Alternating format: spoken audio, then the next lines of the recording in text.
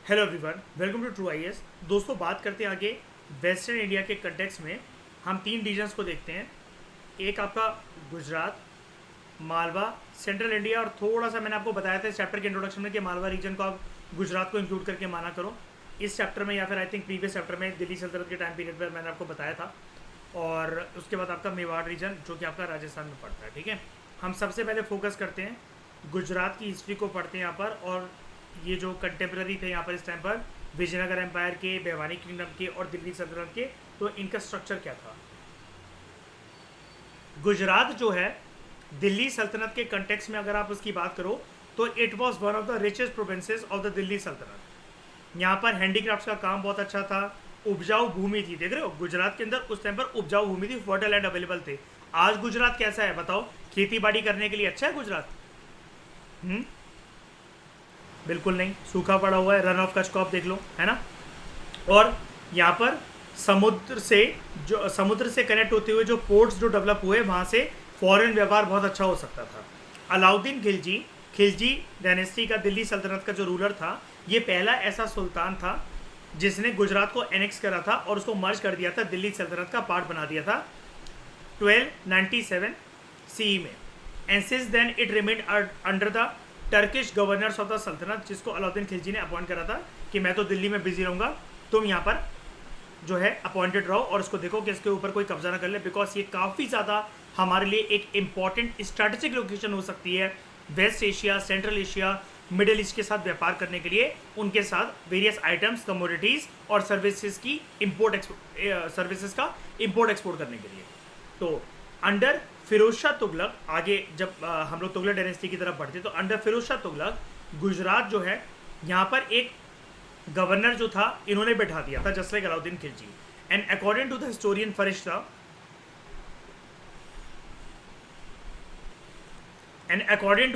Firishta, it was highly liberal and encouraged the Hindu religion to a great extent.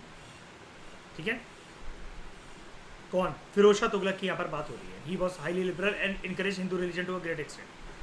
He was succeeded by, यहाँ पर जो गुजरात की बात हो रही है, Zafar Khan, whose father Sadharan, he was a Rajput who converted to Islam and had given his sister in marriage to Firoz Shah Tughlaq. ठीक है, after Timur's invasion in 1407 CE, Zafar Khan जो कि उस टाइम पर गवर्नर था गुजरात रीजन का, he proclaimed himself an independent ruler. He assumed the title of Muzaffar Shah and founded the Muzaffarid dynasty. इसके बारे में आपको ना बहुत कम बुक्स में जिक्र देखने को मिलेगा मुजफ्फरिद डायनेस्टी के बारे में, क्योंकि मुजफ्फर शाह का नाम आप कनेक्ट कर नहीं पाओगे। याद रखना, जफर खान जो है ये गवर्नर था जिसने अपने आपको इंडिपेंडेंट रूलर क्लेम करा, इसी ने टाइटल अडॉप्ट करा था मुजफ्फर शाह का। ठीक है, तो मुजफ्फरिद डायनेस्टी यहाँ से स्टार्ट हो जाती है। यानी कि गुजरात में कौन सी डायनेस्टी चल रही थी? यहाँ पर पहले तो दिल्ली सल्तनत का ये पार्ट था, वहां से अलग होकर कौन सी डायनेस्टी लोगों ने बनाई अपनी?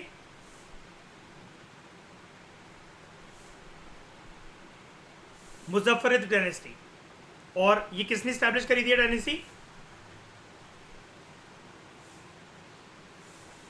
जफर खान ने, जिसने क्या टाइटल अडॉप्ट करा था? मुजफ्फर शाह। तो मुजफ्फर शाह या जफर खान 1407 to 1411 CE। इसके बाद इसने तो नींव रखी यहाँ पर मुजफ्फरिद डायनेस्टी की। अहमद शाह ये पोता था मुजफ्फर शाह का, इसको रियल फाउंडर माना जाता है of the kingdom of Gujarat, क्योंकि इसने ना सिर्फ यहाँ पर नोबल्स को कंट्रोल करा, but he settled the administration to, इसको एक्सपेंड करने का काम करा इसने इस किंगडम को, और कंसोलिडेट करने का काम भी करा। इसने अपनी टेरिटरीज को एक्सटेंड करा to control over Rajput states in the Saurashtra region, Girnar region, as well as those located on the Gujarat Rajasthan border such as Jhalawar region, Bundi region and Dungarpur region. इसने सिंधपुर को भी अटैक करा था, जो कि एक फेमस हिंदू पिलग्रिमेज सेंटर था, और बड़े सारे सुंदर सुंदर जो आकृति वाले जो मंदिर थे उसको भी तहस नहस करके इसने रख दिया था अहमद शाह। ठीक है, अब यहाँ पर कोई भी पॉइंट अपनी मर्जी से कनेक्ट मत कर लेना आप, ये अहमद शाह अब्दाली नहीं है। ठीक है, उसके बाद it is rather interesting to note that even though he pertain to be an orthodox Muslim, लेकिन जिसने जजिया भी लगाया हिंदूज के ऊपर गुजरात के अंदर और बड़े सारे मंदिरों को डिस्ट्रॉय करा, क्वाइट अपोजिंगली इसने हिंदूज को अपॉइंट भी करा था। ऐसा नहीं था कि पूरी तरीके से चिढ़ता था हिंदूज से, मंदिरों को डिस्ट्रॉय कर रहा है, उनके ऊपर जिजिया लगा रहा है, पिलग्रिमेज टैक्स लगा रहा है, लेकिन ऐसे हिंदूज को अपॉइंट करा था इंपॉर्टेंट एडमिनिस्ट्रेटिव पोजीशंस पर अपनी सल्तनत में, अपने किंगडम में। फॉर एग्जाम्पल इसके जो दो जो मिनिस्टर्स थे, मानेक चंद और मोती चंद, ये दोनों हिंदूज थे, ठीक है। He fought equally fearlessly against the Hindus as well as the Muslim rulers. इसके लेकिन ज़्यादातर जो दुश्मन थे, they were the Muslim rulers of the Malwa region. अब जो राइवलरी जो थी, जो दुश्मनी थी गुजरात और मालवा के बीच में, it was bitter and prevented both the regional states from concentrating on larger political gains in the north Indian politics. दोनों आपस में लड़ाइयों में ही उलझे रहे, ठीक है। यही वो पर्सन था Ahmad Shah, who founded the city of Ahmedabad, और इसने इसको मुजफ्फरिद एम्पायर के कंटेक्स्ट में अहमदाबाद को क्या बनाया, मुजफ्फरिद डायनेस्टी में अहमदाबाद को बनाया अपनी कैपिटल, ठीक है, 1413 सी में। बाद में shifted earlier capital from the Patan, पहले पटन में थी, बाद में इसने अहमदाबाद बना ली capital. He was influenced by the Jaina architectural traditions of Gujarat, ठीक है, having exclusive features of slender turrets, exclusive stone carvings and highly ornate brackets. इसका मतलब क्या है ये दिखा देता हूँ मैं आपको स्ट्रक्चर। ये देखो आप, ये जो वर्ड लिखा हुआ है ना स्लेंडर टरेट्स, स्ट्रक्चर देख लो, ये जैना आर्किटेक्चर को ये काफ़ी ज़्यादा एम्ब्रेस करता है।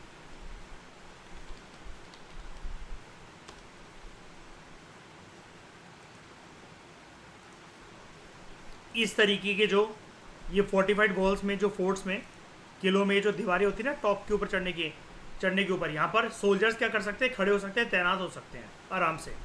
और ये जो स्पेसेस हैं, यहाँ पर आप क्या डिप्लॉय कर सकते हो, कैनन्स भी डिप्लॉय कर सकते हो। तो इस तरह के जो अब कोई मैं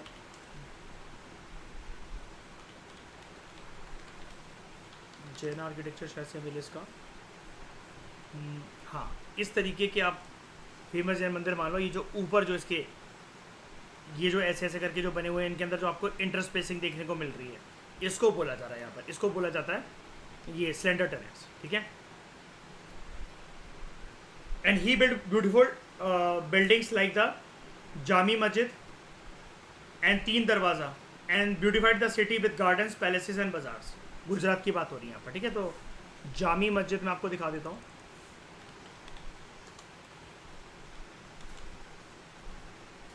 ये है जामी मस्जिद, इसको जुम्मा मस्जिद भी बोला जाता है, और एक गुजरात का जामा मस्जिद है, दिल्ली में भी एक जामा मस्जिद, और 3 दरवाज़ा।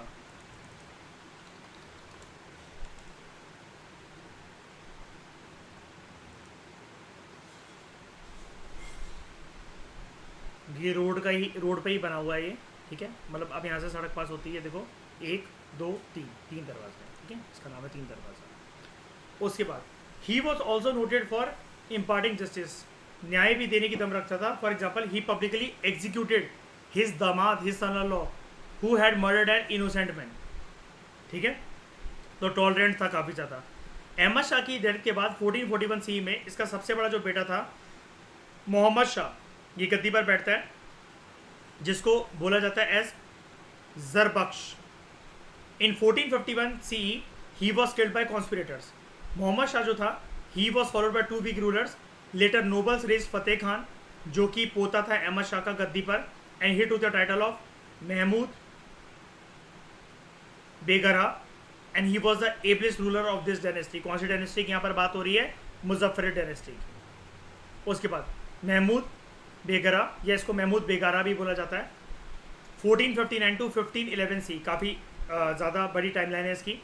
ये एक और इम्पॉर्टेंट रूलर था गुजरात का, अंडर हुम गुजरात किंगडम जो है वो अपनी मैक्सिमम लिमिट पर पहुंच गया था, एपेक्स पॉइंट पर पहुंच गया था, एपेक्स पोटेंशियल पर पहुंच गया था in terms of power, and Gujarat emerge as one of the most powerful and well administered states in the country. He was called Begara as he had captured 2 powerful forts, और Garh Girnar, Junagadh fort in Saurashtra, and the fort of Champaner from the Rajput in south Gujarat. लेकिन according to another version he was called Begara as is moustache, इसकी जो मूछें थी, it resembled the horns of a cow. ठीक है। Strategic fort जो था गिरनार में गुजरात में, it was suitable not only for administrating the Saurashtra but it also provided a base for operation against Sindh. Mahmud Begara he founded a new town called Mustafabad at the foot of the hills which had many beautiful monuments and later became the second capital of Gujarat। ठीक है। मुस्तफाबाद पहली important capital कौन सी थी जो इन्होंने बनाई थी? City of Ahmedabad. ठीक है। उसके बाद इसने घेराबंदी भी करी थी चंपारण फोर्ट की, जैसा कि अभी हमने ऊपर पढ़ा, इसने राजपूत से छीन लिया था इसको, which was crucial to control Malwa and Khandesh. Mahmud जो है इसने यहाँ पर भी एक नया टाउन कंस्ट्रक्ट करा था known as Muhammadabad near Champaner and laid out many fine gardens. Mahmud जो है इसने तहस करके रख दिया था द्वारका को गुजरात के अंदर, to check the menace of pirates who preyed on the pilgrims travelling to Mecca. 1507 C में महमूद जो है he led an expedition against the Portuguese जो कि सेटल हुए थे वेस्टर्न कोस्ट पे उनकी ट्रेड मोनोपोली को ब्रेक करने के लिए, जिसकी वजह से मुस्लिम ट्रेडर्स को, अरब ट्रेडर्स को काफ़ी ज़्यादा हानि हो रही थी। For this he sought the help of ruler of Egypt, लेकिन ये काफ़ी अनसक्सेसफुल रहा इसमें, and finally he had to give the Portuguese a site for factory in Diu. इसके टाइम पर ट्रेड और कॉमर्स अपनी चरम सीमा पर थे, काफ़ी ज़्यादा प्रॉस्पेरिटी थी गुजरात के अंदर। इसने बड़े सारे कैरावान सराय जो है वो बिल्ड करे थे and inns for the comfort of the travellers and try to maintain road safe for the traffic. Caravan सराय क्या होता है? रुकने की जगह, कि जहाँ पर आके जो ट्रैवलर सामान वगैरह लेकर जा रहे हैं वो रुक सके, या कोई भी व्यापारी जो जा रहा है। तो कैरावान सराय मतलब एक तरीके से एक रुकने की जगह जहाँ पर आप अपने यहाँ पर घोड़ों वगैरह को खड़े कर सकते हो, सामान को रात भर के लिए रख सकते हो, जब भी आपको रुकना है रुक सकते हो, सो सकते हो रात को। ठीक है, रुकने की जगह। दो ही himself had never received systematic education yet he was a great pattern of art and literature. बड़े सारे जो वर्क्स थे ये अरेबिक से पर्शियन में ट्रांसलेट करे गए during his time. His court poet was the Sanskrit scholar Udayraj, जिसने किताब लिखी थी called as Raj Vinod on Mahmud Begara. Interestingly, Mahmud Begara had a striking appearance as he had a flowing beard. दाढ़ी काफ़ी घनी थी इसकी, कहने का मतलब ये है, which reached up to his waist, कमर तक आती थी इसकी, इतनी लंबी, जैसे कुछ सरदार रखते ना बड़ी लंबी सी दाढ़ी, ऐसी थी इसकी दाढ़ी। And his mustache was so long that he tied it over his head, अपने सर के ऊपर बांधता था, इतनी लंबी मूछें थी। तो according to Duarte Barbosa traveller, Mahmud Begara was given some poison right from his childhood, मतलब धीरे धीरे करके इसको ना अफीम, चरस, गांजा दिया जाता था। So if a fly settled on his hand it meant instant death. He was also famous for his huge appetite. ठीक है, खाने पीने का बहुत ज़्यादा शौकीन था, डाइट का बहुत ख्याल रखता था। और ये जो बात है ना कि दौड़ते बारबोसा बता रहा, बचपन से ही इसको ये जहर दिया जाता था थोड़ा थोड़ा। ठीक है, तो मैंने आपको बताया था ना एक बार अर्थशास्त्र के कंटेक्स्ट के अंदर मैं आपको विश करने का कंसेप्ट बताता रहता हूँ, है ना। जस्ती भाई करा था ना श्रेया, क्या नाम है, कौटल्या ने विश करने के कंसेप्ट को, कि दुश्मन को अगर हराना है तो आप औरतों का यूज़ कर सकते हो, वो किस करेंगी और दुश्मन जो है वो मर जाएगा। मैं आपको उसके बारे में भी बताता रहता हूँ, कैरेक्टर के बारे में जिसकी सौतेली मम्मी ने इसको पॉइजन देना, अफीम देना शुरू करा था बचपन से। अकबर का बेटा जहांगीर, प्रिंस सलीम। ठीक है, जो इसकी मम्मी थी अकबर की दूसरी बेबी रुकैया बेगम, तो वो क्या करती थी सलीम को, सलीम किससे पैदा हुआ था, मतलब जहांगीर किससे पैदा हुआ था, जोधा से पैदा हुआ था वो। ठीक है ना शनि, तो वो जोधा से पैदा हुआ था। तो ये क्या करती थी, जो रुकैया जो थी, ये बहुत कम मात्रा में उसको बचपन से ही दूध के साथ, किसी खाने पीने के सामान के साथ वो देती रहती थी, अफीम देती रहती थी। ठीक है, और जहांगीर जो था जब वो बड़ा हुआ ना, उसको मतलब एबल माना जाता है, आपकी किताबों में लिखा रहता है कि काफ़ी एबल था, लेकिन वो यही औरतों में, शराब में, शवाब में, मदिरे में, इन सब में इसलिए पड़ गया था, वो नशे में धुत रहता था जनरली। ठीक है, तो Gujarat was annexed by Akbar in 1573, और हम ये पढ़ेंगे जब गुजरात में अकबर की पहल होती है, और अकबर जब गुजरात को कब्जा करके मुगल एम्पायर का पार्ट बना लेता है, यहाँ पर वो खुशी खुशी में इस इवेंट को मार्क करने के लिए 1573 में एक आर्किटेक्चर की कंस्ट्रक्शन करवाता है, जिसको हम अगले चैप्टर में पढ़ेंगे। ठीक है, ये आपका कवर हुआ गुजरात रीजन।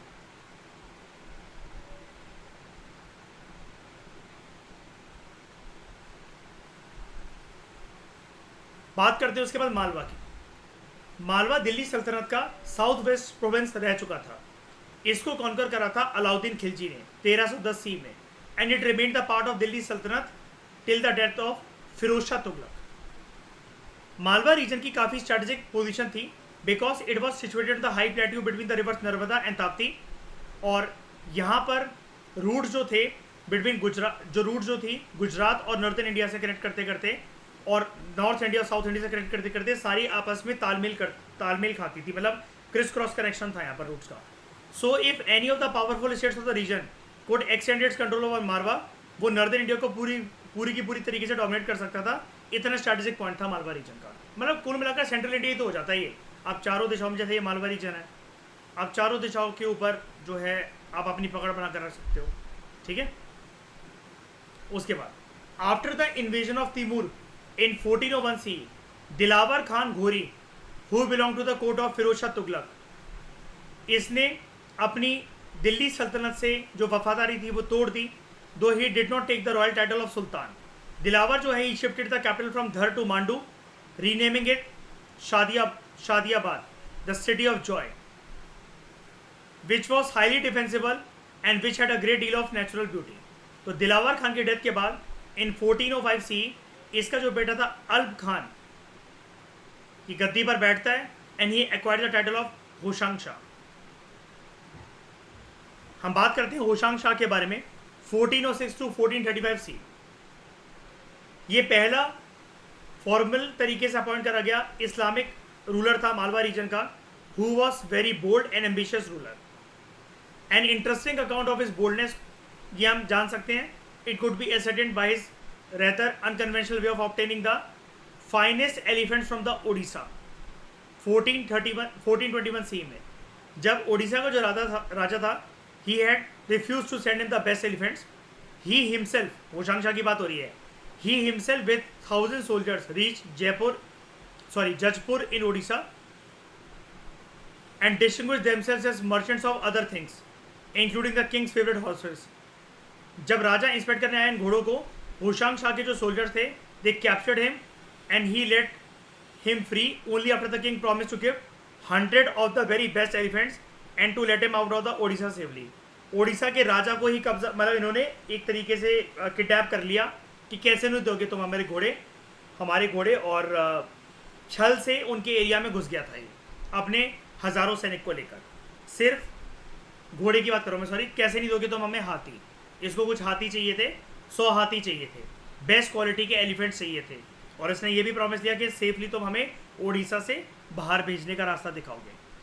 तो डिस्पाइट बीइंग अ वॉरियर, इसका दिल काफ़ी नरम था, सिंपैथेटिक एटीट्यूड वाला ये राजा था, and he was daily loved by subject. जनता को काफ़ी ज़्यादा पसंद करती थी। याद रखना, हम लोग मालवा रीजन की बात कर रहे हैं, सेंट्रल इंडिया की बात कर रहे हैं। थोड़ा सा आप गुजरात की तरफ और राजस्थान की तरफ ओरिएंट हो सकते हो, लेकिन प्रोमिनेंटली सेंट्रल इंडिया, हल्का सा वेस्टर्न इंडिया का part, Gujarat plus not Gujarat prominently, Rajasthan plus Maharashtra वाला रीजन, थोड़ा सा बाउंड्री को टच करते हो गुजरात की। ठीक है, he adopted a very broad policy of religious toleration, जैसे कि हम ललितपुर टेम्पल की इंस्क्रिप्शन से जान सकते हैं, जिसमें इसके बारे में जिक्र कर रखा है होशांग शाह के बारे में, जो इस टाइम पीरियड से बिलोंग करता है टेम्पल। ठीक है,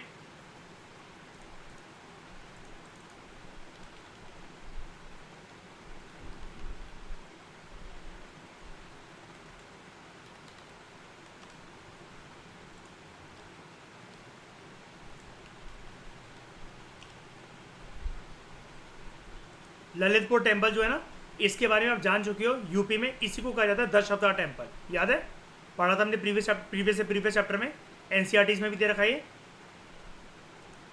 ठीक है, तो it specifies that no restrictions are placed on the construction of temples. Ruler क्या है ये, हिंदू है कि मुस्लिम है? हिंदू है कि मुस्लिम है? मुस्लिम है, लेकिन फिर भी मंदिरों का निर्माण करवाने के लिए परमिशन दे रहा है। He also encourage many Rajput to settle in the Malwa region, और इसने जैन मंक्स को भी अपना सपोर्ट दिया था, who were the principal commercial merchants and bankers of that area. For example, 2 of the elder brothers of Rana Mukul of Mewar, they were granted Jagirs in the Malwa region, and Nardev Soni, ये एक successful merchant था, was his treasurer and advisor. इसको जाना जाता है architecture के लिए, जिसको ये काफ़ी बेहतरीन तरीके से बनवाता था, and he himself had wonderful taste in architecture, यानी कि जानता था ये नक्काशियाँ कैसे बनती हैं, स्ट्रक्चर कैसे बनते हैं, किसी भी बिल्डिंग की कंस्ट्रक्शन कैसे करवाई जानी चाहिए, इसमें इसकी काफ़ी रुचि थी. तो यही वो पर्सन था होशांग शाह जिसने मांडू को, जो कि मध्य प्रदेश में है, who made Mandu one of the most impregnable forts of India. काफ़ी ज़्यादा दिलचस्प इसने किला यहाँ पर बनवाया. एंड होशंगाबाद मध्य प्रदेश के अंदर जो है, earlier called as Narmadapur, it was founded by Hoshang Shah. ठीक है, आज भी ये जगह है होशंगाबाद. तो मैं मांडू फोर्ट दिखाता हूँ आपको एक बार के लिए. मांडू का किला,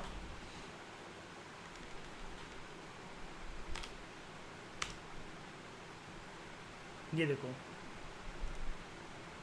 है ना इस किले में. बढ़िया बात, सीनिक ब्यूटी है कि नहीं है इसकी, बताओ. तालाब, लेयर पे लेयर, गार्डन, किले की तरफ सारी सीढ़ियाँ देखो. जैसे श्रेया वो नहीं होता मेसोपोटामिया के अंदर जो जगरनॉट होता है, जो टेम्पल होता है उनका, बिल्कुल सेम ऐसे ही देखो स्टेप्स यहाँ पर, और उधर से भी चढ़ने का रास्ता ऐसे ही दिख रहा है ना कुल मिलाकर. काइंड ऑफ, मतलब एक लिंक बता रहा हूँ बस मैं. ओके, अब ये बाकी किलों से अलग दिख रहा है कि नहीं दिख रहा है?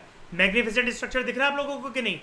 वैसे किले सूखे सूखे पड़े रहते हैं आसपास, ये दिलचस्प स्ट्रक्चर है कि नहीं है? देखो ध्यान से इसको. मांडू का किला इसलिए यहाँ पर लिखा हुआ है, it was the most impregnable forts of India. और होशंगाबाद जो कि मध्य प्रदेश में ये शहर है. ठीक है, होशंगाबाद एमपी में पड़ता है आपको. ठीक है, यहाँ पर सदर्न एमपी में.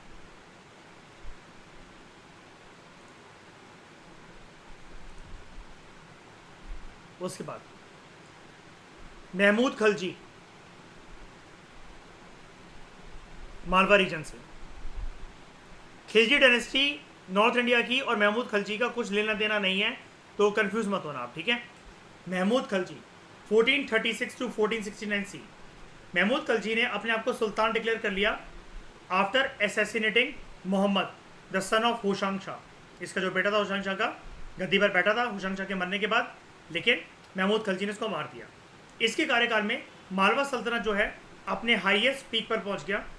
He was very restless and ambitious ruler, जो कि जल्दी जल्दी सारे के सारे नेबर्स पर कब्जा करना चाहता था और अपनी सल्तनत को एक्सपेंड करना चाहता था. The rulers of Gujarat, rajas of Gondwana region, Orissa, Bahmani sultan, and even he led unsuccessful campaigns. हिम्मत देखो, कैंपेन अनसक्सेसफुल रहा, लेकिन हिम्मत देखो, दिल्ली सुल्तानों की तरफ भी इसने आक्रमण करने की कोशिश करी यहाँ पर. लेकिन इसका जो मुख्य जो टारगेट था, they were the southern Rajputana states, specially Mewar region. Mahmud Khalji जो है, he fought with Rana Kumbh of Mewar, and both sides claim victory के, मतलब इस वॉर में कहते हैं कि हम भी जीते और वो कहते हैं हम भी जीते. राणा कुंभ जो है, he erected a tower of victory in Chittor, and sultan erected a 7-story column at Mandu.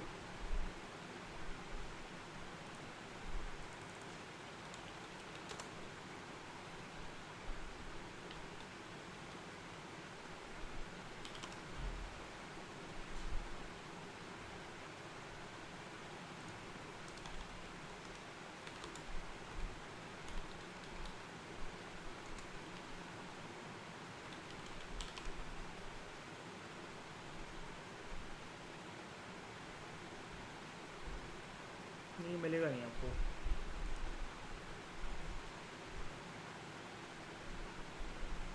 उसके बाद गियासुद्दीन 1469 to 1500 सी.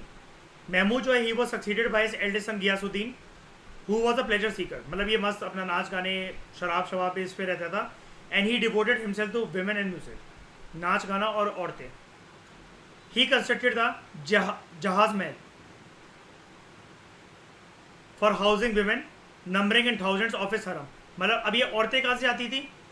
खरीद के नहीं ला रहा है, जीत कर ला रहा है. कहाँ से जीत कर ला रहा है? मैंने आपको एक चीज़ बताई थी, इस ज़माने में दिल्ली सल्तनत और मुगल एम्पायर के टाइम पर जो भी पावर रणभूमि में हारेगी, उन सारी की सारी औरतों को उठाकर जो है वो लाया जाता था यहाँ पर. और राजपूताना खानदान की जो औरतें होती थी उनके लिए अपनी बॉडीली इंटेग्रिटी सबसे बड़ी चीज होती थी, उनकी मान मर्यादा, उनकी इज्जत आबरू सबसे इंपॉर्टेंट चीज होती थी। इसलिए वो क्या कंडक्ट कर लेती थी, राजस्थान में अक्सर हमें एक फिनोमेना देखने को मिलता है कि जब भी कोई अपने हरम में कोई मुसलमान रूलर उनको लेकर जाना चाह रहा है, अपनी बीवी बनाना चाह रहा है, या जोर जबरदस्ती करते हुए सेक्सुअल रिलेशनशिप बनाना चाह रहा है, तो वो जौहर परफॉर्म करती थी। Very good. सेल्फ इमोलेशन इन मास नंबर, है ना, आग लगाना अपने आप को बहुत बड़ी तादाद में। अलाउद्दीन खिलजी ने भी जब चित्तौड़ पे आक्रमण करा था तब भी औरतों ने यही करा था ना, राइट। दोबारा देखो चित्तौड़ आपके सामने है। Ghiyasuddin was defeated by Rana Raimal of Chittor, ठीक है। और यहां पर राजस्थान या आसपास के इलाकों में, क्योंकि इनके सबसे बड़े दुश्मन थे, देखो कब्जा तो इसने यहाँ पर भी करा, तो औरतों को तो यहाँ से भी उठा के लाया होगा, गुजरात, गोंडवाना, उड़ीसा, भैमानी सुल्तान के पास, यानी कि आप ये डेक्कन सल्तनत जो है उनको मान लो। और उसके अलावा लेकिन इसका जो मेन टारगेट था, it was southern Rajputana states, specially Mewar region. लेकिन जब इसका यहाँ पर सबसे बड़ा जो बेटा होता है, ये तो बाप के नक्शे कदम पर चल रहा होगा। बाप हालांकि यहाँ पर इन्वॉल्व नहीं था शराब औरतों में, लेकिन ये था। और जितनी भी बाप ने टेरिटरीज जीती थी या जितनी टेरिटरीज को ये हरा था वो चलता था, वहाँ की औरतों को उठाता था, ठीक है। लेकिन he was defeated by Rana Raimal of Chittor reason.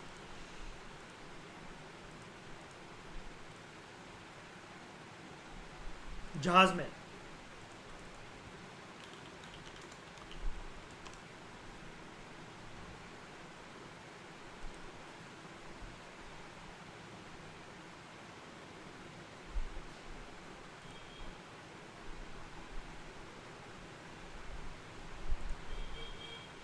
यही है जहाज में।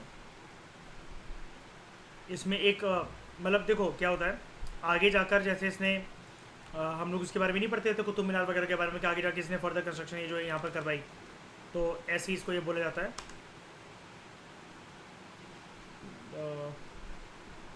नहीं, दिल्ली वाला तो नहीं, ये वाला जहाज में। देखिए ये हार गया था राणा रायमल और चित्तौड़। जैसा कि मैं आपको बता रहा था कुतुब मीनार वगैरह की कंस्ट्रक्शन फर्दर आगे रूलर्स कंटिन्यू करते थे। आपको याद होगा कुछ चैप्टर्स पहले हमने वो भी डिस्कस करा था, ये मध्य प्रदेश के अंदर ये जो डिस्ट्रिक्ट्स है जहाँ पर कामासूत्रा का ये जो टेम्पल है, छतरपुर डिस्ट्रिक्ट में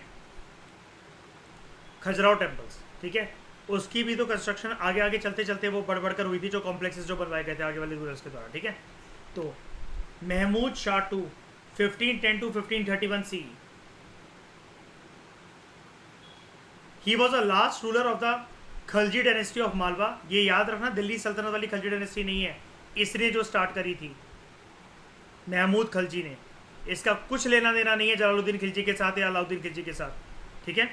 ये लास्ट रूलर था of Khalji dynasty of Malwa, who surrendered to Bahadur Shah the sultan of Gujarat after he lost the fort of Mandu in 1531। तो ड्यूरिंग 1531 to 37 जो किंगडम था, it was under the control of Bahadur Shah, Mandu region, though the Mughal emperor Humayun captured it for a short time during 1535 to 1536। 1537 में, अच्छा ये क्यों लिखा है हुमायूं ने शॉर्ट टाइम के लिए इसको कैप्चर करा था, क्योंकि हुमायूं पूरी जिंदगी रह ही तो नहीं पाया गद्दी पर, आज गद्दी पर है ना। ही was the most unfortunate ruler ना, अकबर का पापा, याद है, पूरी जिंदगी भागता रहता है इधर से उधर। तो 1537 सी में Kadir Shah, an ex officer of the previous Khalji dynasty, he regain control over the parts of the erstwhile kingdom. But 1542 में हुआ क्या, शेरशाह सूरी है ना, जिसने हुमायूं को भी खदेड़ फेंका था। मुगल एम्पायर में एक वैक्यूम देखने को मिलती है ना, आपको पता है ना, सुर डायनेस्टी या फिर सूरी डायनेस्टी। शेरशाह सूरी ने हराया था ना हुमायूं को, भगाया था ना उसको इंडिया से। तो he conquered the kingdom defeating him and appointed Shujat Khan as the governor. इसका जो बेटा था Baz Bahadur, he declared himself independent in 1555 C. Baz Bahadur ये लास्ट सुल्तान था मालवा रीजन का, who was noted for his gift of music and poetry, blessed था मतलब ये काफ़ी ज़्यादा, and is known for his romantic relation with the queen Roopmati. इसका इससे अफेयर था। इसके लिए कविताएं गाने वगैरह लिखता था। 1561 में अकबर की जो आर्मी थी led by Adam Khan and पीर मोहम्मद खान, उन्होंने मालवा पे अटैक करा, बाज बहादुर को हराया in the battle of सरंगपुर।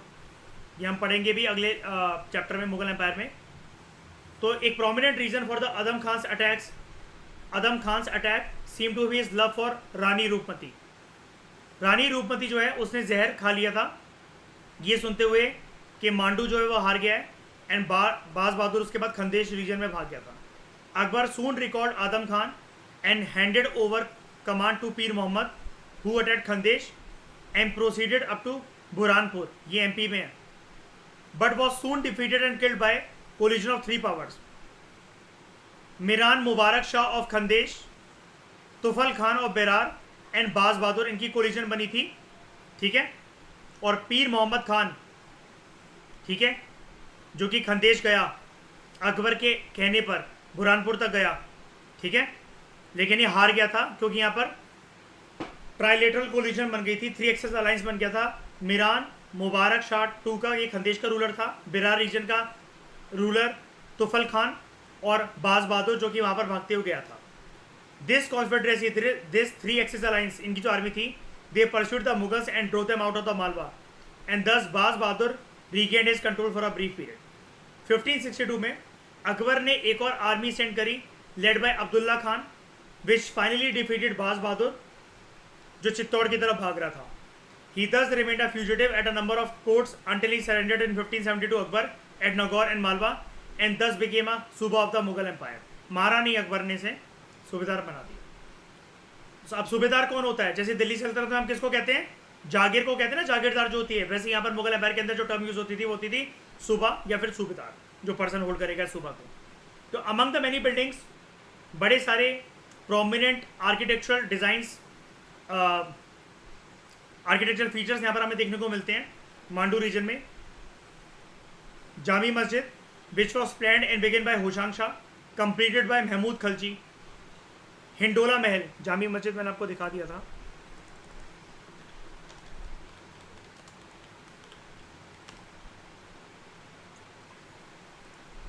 Jami मस्जिद,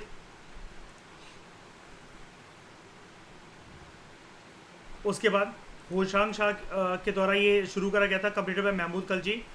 और मैंने आपको जामा मस्जिद गुजरात का भी दिखाया था, दिल्ली में भी जामा मस्जिद होता है और यहाँ पर भी आपको मांडू रीजन के अंदर भी ये देखने को मिलता है, ठीक है।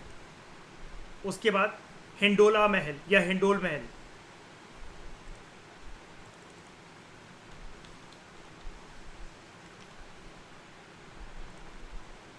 ये है हिंडोल महल।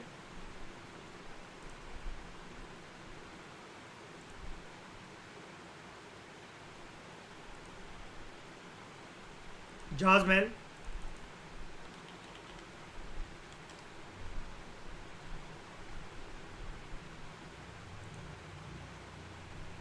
ये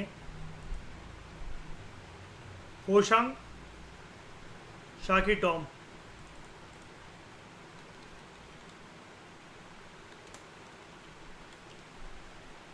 इसका मकबरा, होशांग शाह का मकबरा, होशांग शाह की tomb. and Baz Bahadur's and Rani Roopmati's palaces।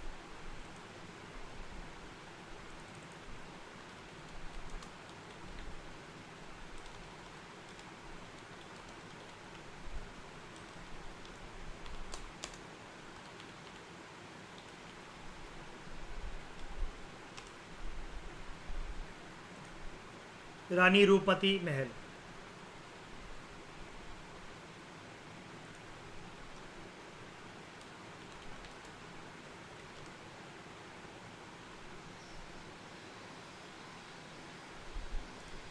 बाज बहादुर महल,